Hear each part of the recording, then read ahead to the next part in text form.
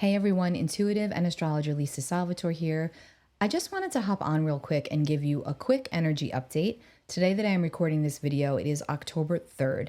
I did not have an intention on doing an October forecast here on the YouTube because there's so much going on and the energy is just so unpredictable. And every time I try to go into it, I feel like I'm getting blocked, and that usually doesn't happen to me. So I'm kind of just going with as it rolls, and when I get insights that I want to pass forward, I will do so. And this is one of those times. First things first, a warm welcome to all of my new subscribers. It is lovely to have you here, and also a nice warm welcome back to all of my existing subscribers. It's also just as lovely to have you here as well. Just a few things before I get right into the energy update, which will be, by the way, right now basically through the full moon in Aries, which takes place on October 17th.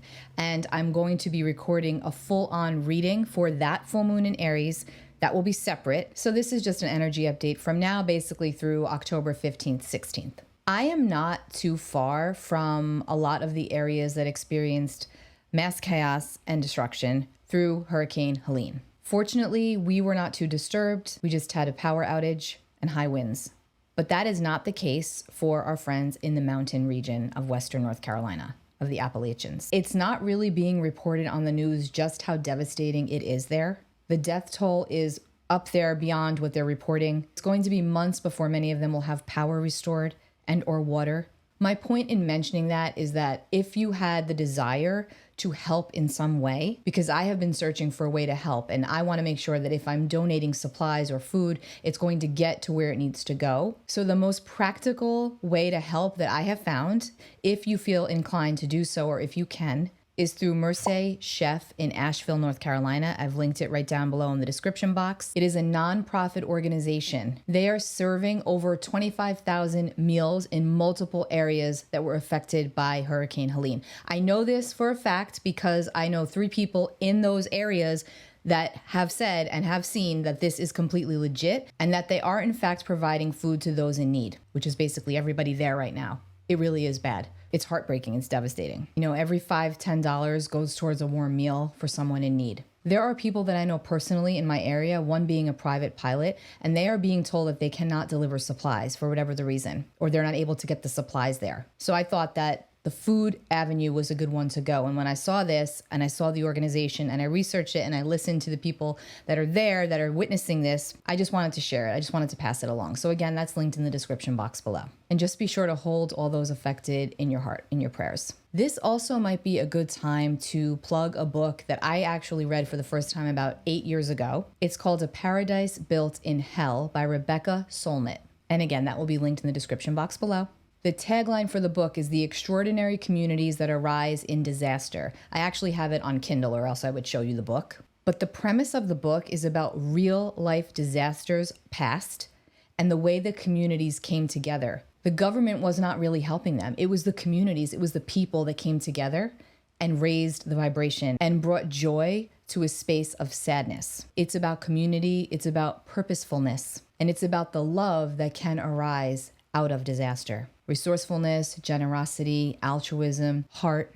It's just a really beautiful book. And I feel like during these times that we are living through, it might just be a great read to help to restore your faith in humanity. And from what I have seen, from what I have witnessed, I know people that are very closely connected to the situation in the Carolinas. The altruism that is coming out of these areas and all across the world is mind-blowing. It's unbelievable. So again, it's just a really good book to help to restore your faith in humanity and to see things from a higher perspective about universal love and consciousness. This book shows a different way, a different view of what society can actually become. One that is less authoritarian and fearful, but more collaborative and more local community. I just thought it would be a good time to plug that book because of everything that's going on right now. Now let's get right into the early October energies leading up to the full moon in Aries that takes place on October 17th. I'm going to jump right to October 9th because we started the month off with a Mars-Saturn trine. And then on the 2nd, which was yesterday, we had the solar eclipse in Libra. And the energy has been a lot. We've also been experiencing massive solar storms, massive solar energy. In fact, today, the 3rd, we had an X9 solar flare. Yesterday, on the 2nd, Bank of America went down. A lot of people were not and are still not able to receive funds. And I mentioned in my October forecast in the paid portion, which was the September to December version, which I will link below. But I also think I'm going to show you some of the October one. But I actually say in there, I actually pin the middle of the month for the financial disruptions. But obviously they're already in effect. I feel like this could be a warm up. Now, I'm not fear mongering. This is just reality. I've been saying this for a while. You might just want to keep a little extra cash on hand or some extra supplies. It doesn't mean you're going to need them. But what if Helene, God forbid, becomes something near you and you need a water supply or you need some extra food? The same thing goes with our money right now. Everything is very unpredictable. So a little extra mindfulness will go a long way. It isn't going to hurt you. It's about hoping for the best, but always expecting the worst. Being prepared. Okay, so October 9th, Jupiter, the planet of bounty and expansion, its benevolence, its altruism, its compassion. Jupiter stations retrograde at 3:05 a.m. Eastern Time, and Jupiter will station retrograde at 21 degrees and 9 minutes of Gemini. So check your chart, see if you have anything around that degree, especially Gemini, Virgo, Sagittarius, Pisces. But we will all experience this time period as a slowing down of potential opportunity, but it's more reflection. So it might be less action, but more reflection. And yes, you can still receive opportunity, but there's more time to integrate it. It just might not be as active. This is a great time period to reflect on the past and present opportunities at hand. And it's really important to remember because Jupiter is a social planet. It's also very strongly linked to our karma, to also our dharma, our spiritual code of conduct, the way we function out in society, the way that we help. It's our compassion. Goes right in alignment with Paradise Built in Hell, the book that I spoke about earlier. And with Jupiter retrograde, just remember that generosity reaps karmic rewards. And it doesn't mean you're just generous because you're hoping to reap any kind of karmic reward. That's not what I'm saying. It's just that the more generous you are, mind, body, spirit, the more altruistic you are. And this isn't about financial. This is more spiritual, okay? Like when we're talking about donating for food, $5, that goes a really long way. You don't have to donate $500. It's $5. You're donating clothes, for example. These little things that we do, they ripple out into the collective and they raise the vibration to bring it up to more of one of love. Because right now, let's face it, we are all vibrating at the level of fear in some capacity. All of us are, even those that try really hard not to allow it to control us because we can't control it, but it's there. So doing good for others can often quell that fear, negativity, and anxiety.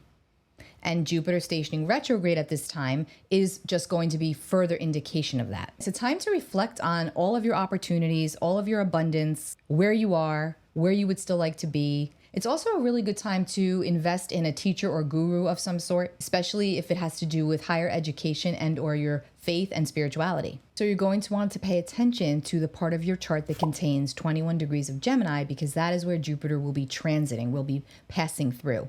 And this is a one-year cycle. So this is about reflecting on the overall growth that you have experienced in these areas of life. And again, I have a free downloadable guide to the houses of the birth chart, the departments of life. And then you're also going to want to look to see if Jupiter is transiting any of your other placements or planets, points in your birth chart. For example, if Jupiter is near your Mercury, it's all about the opportunities and the expansion that you've had within the realms of communication, expression. If it's your Pluto, it's all about transformation, transmutation. If it's Saturn, it's about the structure in your life. What lessons have you learned? So again, Jupiter might slow down opportunities, but it offers the time for reflection and growth. But it is still a time of abundance. And remember, it's not always something that's very literal. It can be more of the spiritual nature. So this is about where we've grown and where we've gained different perspective, new perspectives, where our own beliefs and faith have changed or been questioned or called into question, and what have we learned from it? This is what this time period offers while Jupiter's retrograde. And again, everyone will experience this, but especially if you're Gemini, Virgo, Sagittarius, Pisces, with any of your placements between roughly, I would say 18 and 23 degrees with more of an emphasis on 21. And if that gets lost on you, throw it away.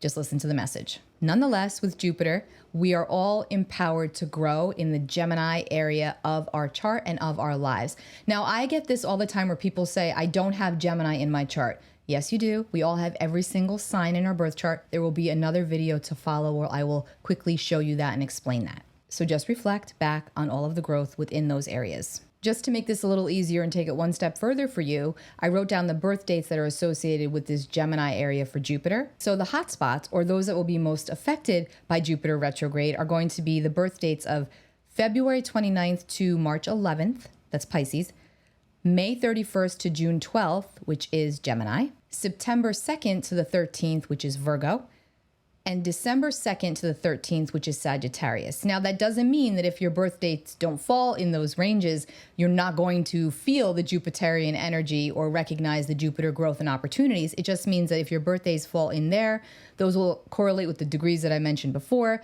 and you will likely be feeling that much more strongly. And you may also have new opportunities that come around through this time as well. And for frame of reference, Jupiter will station direct on February 4th, 2025 at 11 degrees and 16 minutes of Gemini. Now we're going to get to the collective component with this in a moment, but I also want to pull in Pluto because Pluto, the planet of power, transformation, elimination, control, secrets, Pluto is going to station direct on October 11th. So we have Jupiter stationing retrograde and Pluto stationary direct.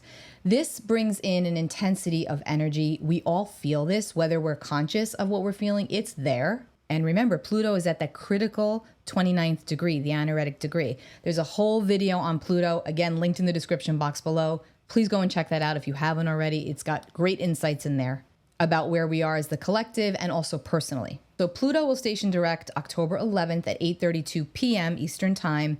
Pluto will go direct at 29 degrees of Capricorn. This is the last pass of Pluto at that 29th degree of Capricorn. Pluto will officially enter Aquarius in November for good. We won't see this transit again. This is important because even though Pluto is stationing direct, he's still mucking up the waters. It's still murky.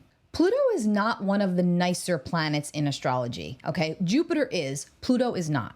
So even direct, Pluto's energy will still be challenging us. It will still be challenging the masses. It will still be challenging the collective. It will still be challenging us personally. More truths, more revelations about the deeper side and stuff of life, that which has been stuffed under the underbelly of the world and of the power players in the world, okay? We can already see this playing out. It's going to become more ramped up as we move throughout the rest of this month and November and December. We are in some wild times right now. Very revealing. Pluto is power, Pluto's control, Pluto is transformation and transmutation of the energies.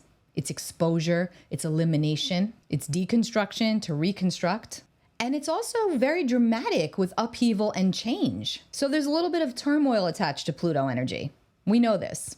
It could feel like events are spiraling out of control or are moving at an accelerated pace. So whatever your grounding practices are, whatever you have in your spiritual toolbox that helps to keep you grounded, that helps to keep you in your center, or at least more centered, go there. You're going to want to go there. You're going to want to enlist in that. Giving, like Jupiter, giving is a great way to help with this energy. And I mean where and how you can.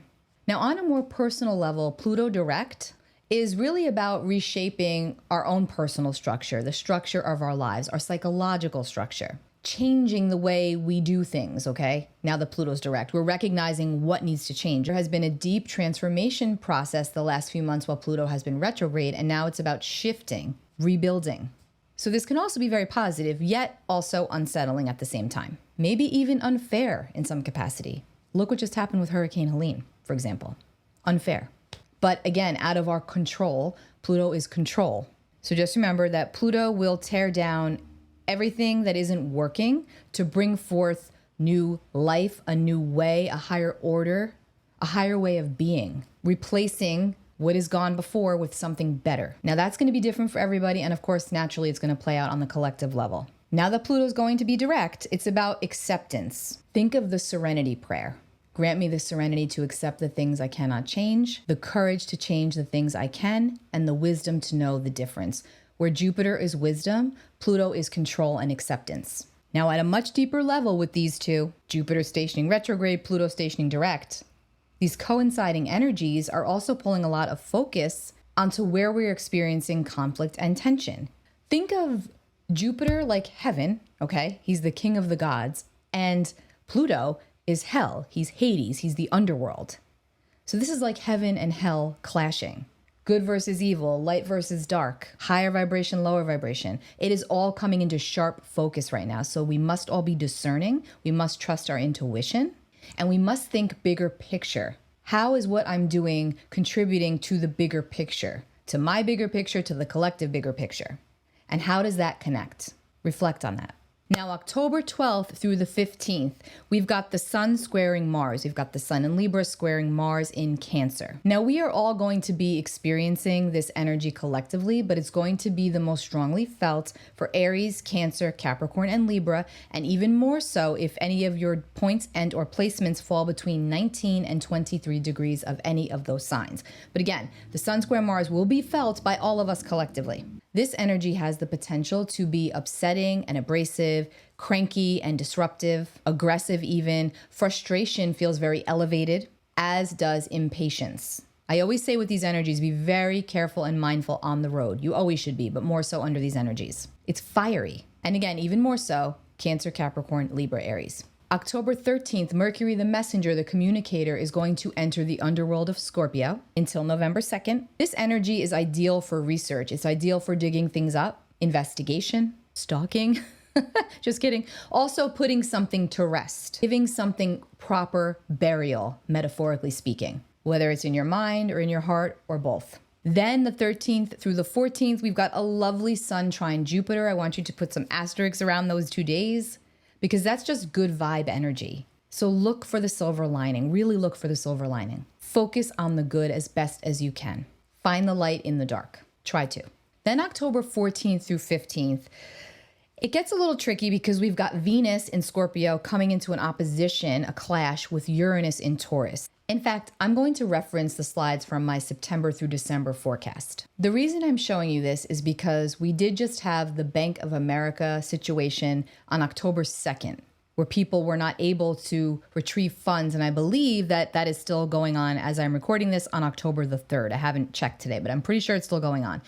The reason I'm showing you this is because I have it flagged here for October 14th through the 15th because Venus, our money, is in opposition with Uranus, disruption. This is about unpredictability and disruption with our finances, the stock market, loans, and or banking. So I have here for this time period to be flexible and discerning and keep some cash handy if you can.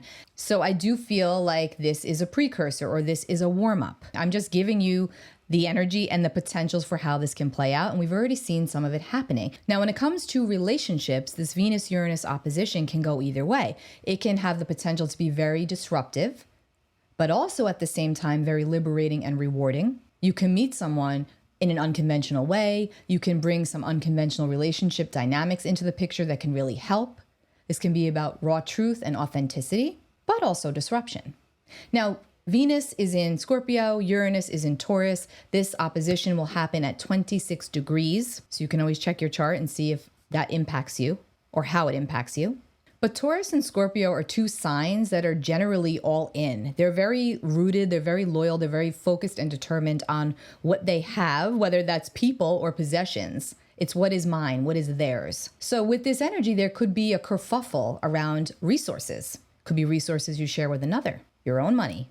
Anyway, there's many different ways that that can play out, but just know that the energy has the potential to be hot button, to be abrasive. And then we'll get to October 17th and we've got that full moon in Aries. It is not an eclipse, but it is still a pretty intense full moon. It's in Aries, so it's the first sign of the zodiac, so it's also very indicative of new beginnings, but also a lot of feistiness. Again, full-on reading coming for the Aries full moon where I will go through all of the signs. I'm going to stop this here. I didn't even intend on recording today, but with everything that's been going on, I just felt compelled to come on here and just talk about this little corner, this little pocket where Jupiter is stationing retrograde and Pluto is stationing direct, and how there's all this clashing going on, all this energetic clashing, physical clashing, and just knowing that we are all here in this together. And even though there's a lot of division and it's very polarizing, it's important to remember your roots. It's important to remember your faith, to restore your faith where necessary. It doesn't matter what you believe in or who when it comes to your faith. It's about believing in something outside of yourself and also believing in yourself and your own capacity to make changes. I hope that this was helpful. Please take really good care of yourselves. I will be back really soon with that Aries full moon video. Be sure to like, share, and subscribe and hit the bell notification so that you are always notified of new uploads. Feel free to sign up for my newsletter. I have 2 different versions. I offer weekly detailed forecasts for the upcoming week. They're loaded with spiritual insights, along with astrological insights, of course. I also post a lot over on my newsletter. Be sure to grab that free download through the houses of the birth chart if you would like that. You can find everything of mine listed in the description box below. Much love and be well.